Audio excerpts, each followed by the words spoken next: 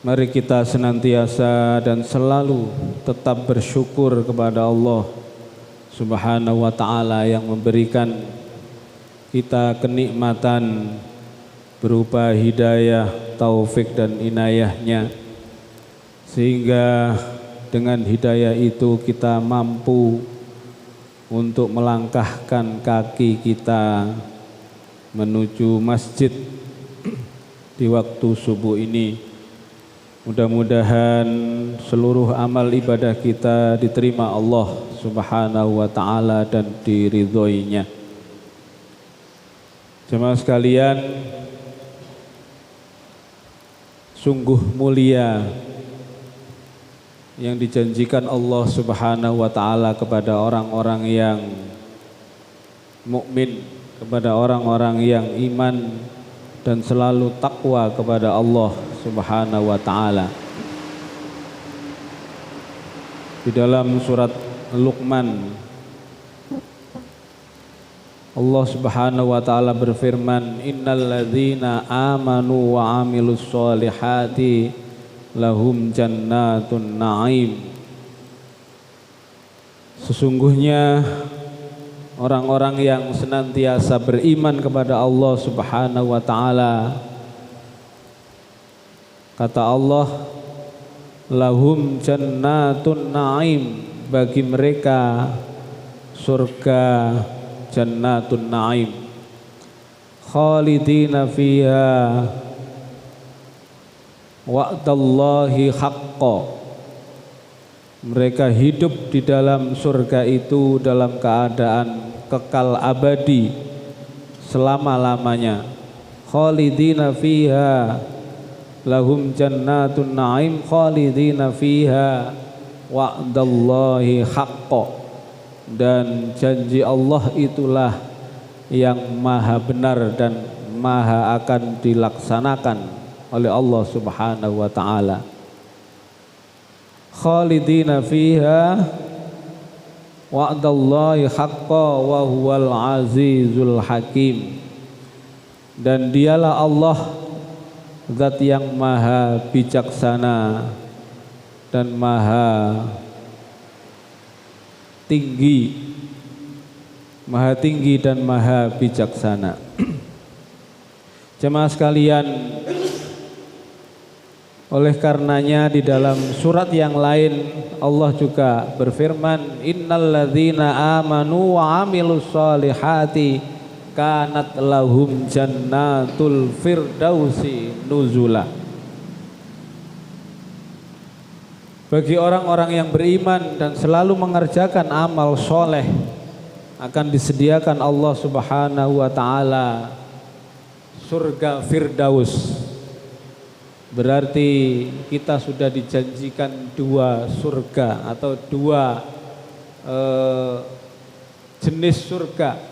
Yang satu adalah Jannatul Na'im dan yang kedua adalah Jannatul Firdaus.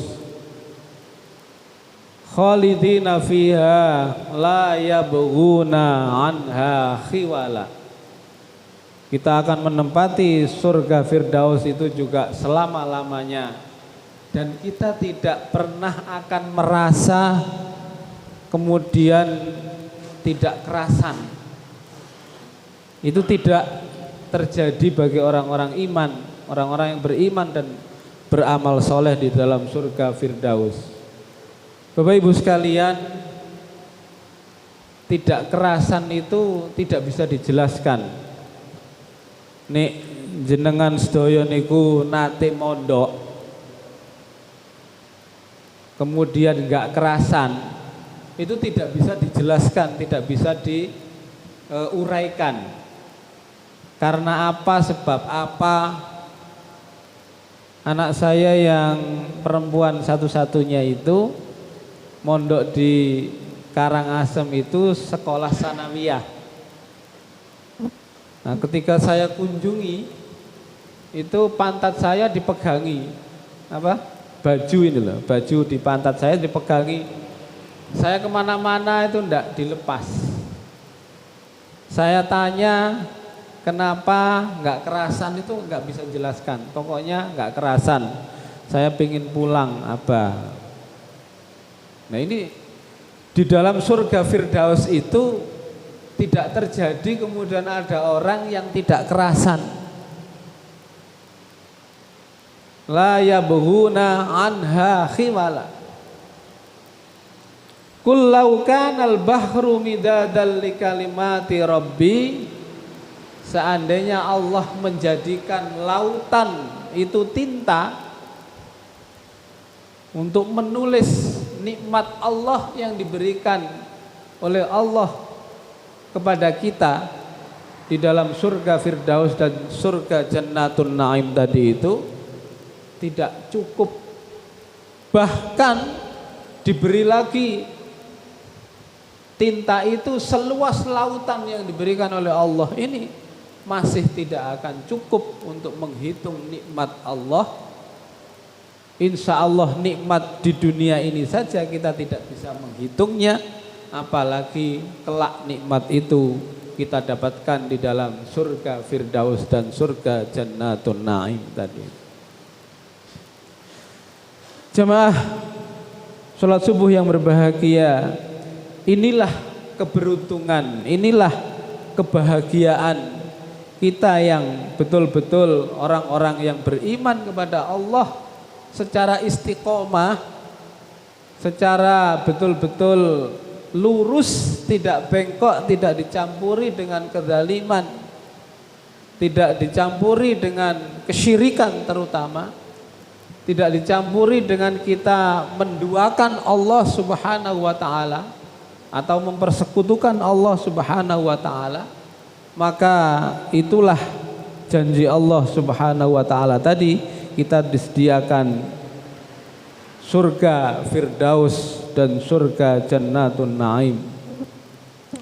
Qul law kana al-bahru midadan li kalimati rabbi lanafidal bahru qabla an tanfada kalimatu rabbi walau ji'na bimithlihi madada. Walaupun lautan itu diulang kembali oleh Allah Subhanahu wa taala untuk menulis nikmat yang telah diberikan Allah kepada kita, niscaya tidak akan mencukupi.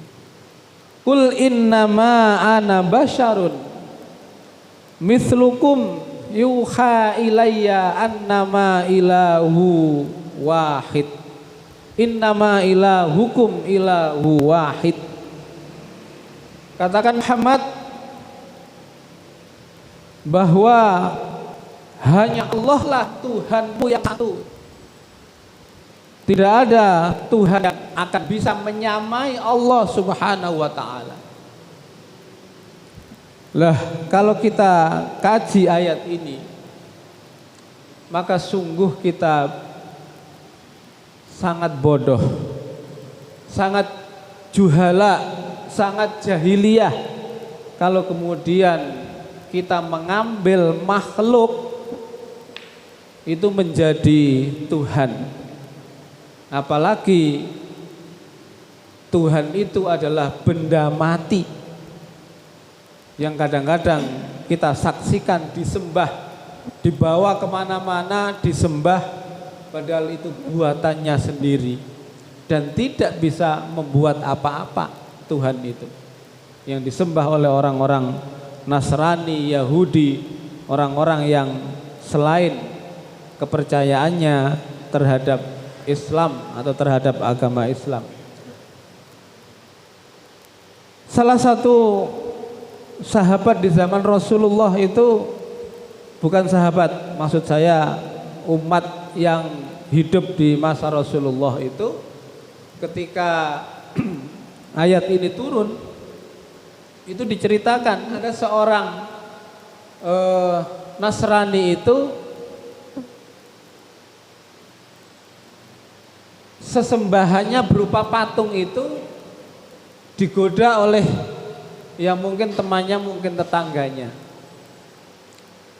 Ketika setelah disembah, di apa istilahnya, dicolong kalau bahasa Jawanya, kemudian dibuang di sampah. Di sampah itu sampahnya tidak sampah yang bersih, plastik dan lain sebagainya, enggak, tapi sampahnya itu sangat kotor sekali. Kemudian orang ini yang menyembah berhala tadi itu mengetahui diambil lagi, dicuci, ditaruh di rumahnya lagi, kemudian disembah lagi. Begitu sampai 3 kali. Kemudian ditanya sama temannya itu, sama sahabatnya yang lain, "Hei fulan, kenapa Anda menyembah benda yang jelas-jelas tidak bisa menolongmu, tidak bisa memberikan bantuan kepadamu, jangankan mendatangkan kemanfaatan kebaikan, kadang-kadang mendatangkan keburukan saja tidak bisa." Dari sampah tadi itu ketika diambil, membersihkan dirinya aja nggak bisa. Kamu yang membersihkan, kemudian kamu sembah lagi, kamu sembah lagi. Kemudian akhirnya orang yang menyembah berhala ini berpikir keras terhadap Tuhannya itu, patungnya yang disembah itu. Lah ini kan lucu. Kalau kita saksikan kejahiliaan orang-orang yang menyembah berhala itu, memandikan, membersihkan dirinya saja nggak bisa, kemudian disembah, yang semuanya kebutuhan, keinginan ditumpukan kepada berhala tadi itu. Nah kemudian satu waktu setelah berpikir keras yang begitu menggelitik di dalam pikiran dan dadanya itu, ternyata dia sadar bahwa yang jahil, yang bodoh itu adalah saya. Kenapa saya kemudian menyembah patung berhala yang kemana-mana tidak bisa berjalan, kemana-mana saya bawa, dan kadang-kadang digoda teman saya, dibuang ke sampah, saya yang bersihkan, kemudian saya sembah kembali. Itu akhirnya orang ini sadar dan kemudian datang kepada Rasulullah Sallallahu Alaihi Wasallam mengucapkan 2 kalimat syahadat. Jemaah sekalian, makanya ayat tadi mengatakan kul innama ana basyarum mithlukum yuha ilayya annama ilahukum ilahu wahid faman kana yarju liqa'a rabbih falyamal amalan sholihan wala yusyrik bi'ibadati rabbih ahada. Allah menjanjikan kepada Rasulullah SAW, bagi hamba-hambamu, bagi umatmu yang selalu beriman kepada Allah Subhanahu wa ta'ala dan beramal saleh itu, nanti akan dipertemukan oleh Allah Subhanahu wa ta'ala, melihat secara nyata wajah Allah Subhanahu wa ta'ala. Dan itu bisa kita rasakan betapa super nikmatnya ketika hamba Allah atau kita semua ini orang-orang yang beriman, yang bertakwa, yang selalu mengamalkan amal sholihat tadi itu, amal yang baik itu, bertemu kepada Allah Subhanahu wa ta'ala.